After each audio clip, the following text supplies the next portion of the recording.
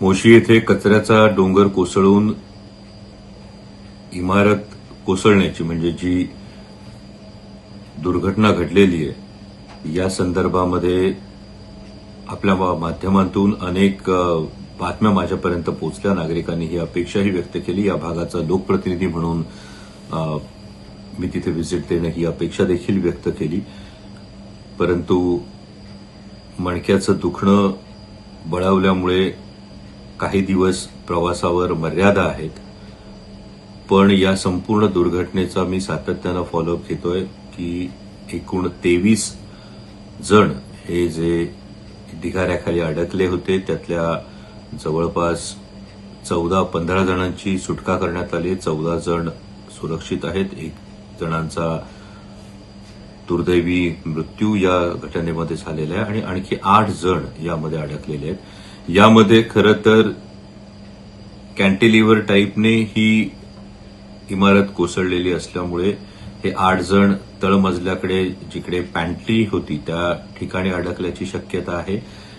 एनडीआरएफने इमारतीच्या आजूबाजूचा कचरा दूर केलेला आहे. इमारतीच्या मागच्या बाजूने कट करून आत शिरण्याचा त्यांचा प्रयत्न आहे. कालही स्निफर डॉग असतील, लाईव्ह डिटेक्टर मशीन असतील हे करण्याचा प्रयत्न होता. बचाव कार्यामध्ये नक्कीच अडचण आहे कारण या कचऱ्याच्या ढिगामुळे मिथेन वायूचं प्रमाण हे जास्त आहे. ऑक्सिजनची कमतरता आहे आणि रेस्क्यू टीमसाठी सुद्धा ही एक अतिशय धोकादायक परिस्थिती आहे. आणि असं असताना सातत्यानं हे बचाव कार्य सुरू आहे.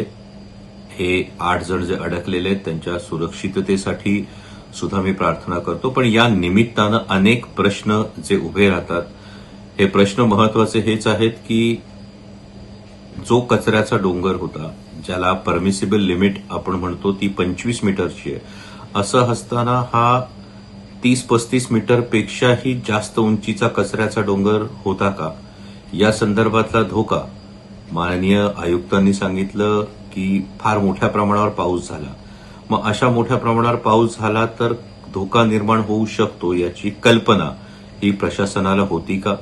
याचबरोबरीनं महापालिकेचे जे शहर अभियंता आहेत, जे पर्यावरण विभाग बघतात, यांची नैतिक जबाबदारी निश्चित ही होणं गरजेचं आहे. सदोष मनुष्यवधाचा गुन्हा सदर अधिकाऱ्यांवर हा व्हायलाच हवा कारण या कचरा प्रकल्पासंदर्भात एमपीसीबीने वारंवार सूचना देऊन सुद्धा पालिकेनं नेमकी काय कारवाई केली हा मुद्दा या निमित्तानं येतो. त्याचबरोबर पिंपरी चिंचवडकरांचे टॅक्सचे शेकडो हजारो कोटी रुपये बायोमायनिंगच्या प्रकल्पावर खर्च केलेले असताना नेमकं बायोमायनिंगने काय साध्य केलं याचं ऑडिट हे सुद्धा होणं गरजेचं आहे. कारण ही दुर्घटना घडल्यानंतर हे अनेक प्रश्न ऐरणीवर आलेले आहेत. पण मोशी परिसरातल्या नागरिकांना सातत्यानं हा त्रास सहन करावा लागतोय. मोशी परिसरामधल्या हवेमध्ये वाढत असणारं मिथेन या विषारी वायूचं प्रमाण आणि त्यामुळे त्यांच्या आरोग्याशी होणारा खेळ हा सुद्धा मुद्दा यामुळे ऐरणीवर आलेला आहे. संबंधित कंत्राटदारावर देखील ज्या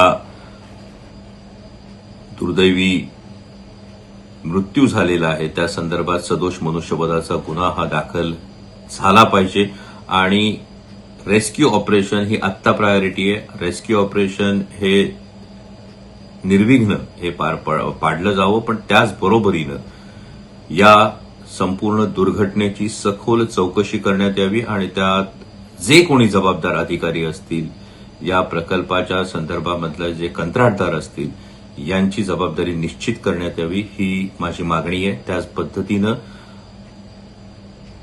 या 8 जण जे अजूनही ढिगाऱ्याखाली अडकलेले आहेत त्यांच्या सुखरूपतेसाठी मी प्रार्थना करतो. धन्यवाद.